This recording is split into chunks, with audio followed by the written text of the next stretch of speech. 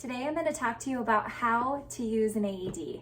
One of the most important things you can know about an AED is where it's actually located. So keep your eyes open, whether you're at a sporting event, church, supermarket, work, wherever that may be, so you can quickly grab it and bring it back to the patient.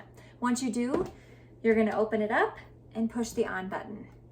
Once you do that, the AED will prompt you to put pads on, and they will show you exactly where they go. One on the upper right and one on the lower left. If someone is performing compressions, make sure they do not stop. You want to keep that blood pumping. So your job is just to work around them.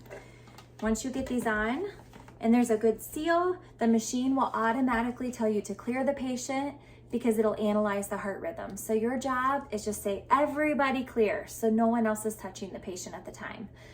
Once it determines whether or not it's a shockable rhythm, it will have you shock, and then you'll get right back on the chest and perform chest compressions.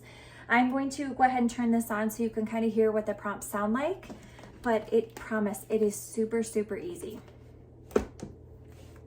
Adult patient.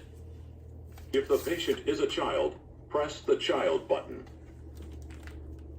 Apply pads as shown in the pictures. Do not touch the patient. Okay, Analyzing tell me not to touch. heart rhythm. Everybody clear, you're clear, I'm Do clear, not all touch the clear. patient. Analyzing heart rhythm. Shock advised. Do not touch the patient. Okay, everybody clear. Everyone clear. We're all Press clear. the flashing shock button. It's telling me to push the shock button. Everybody Press clear. the shock. Shock delivered. And then you're gonna get right back on the Begin chest. CPR.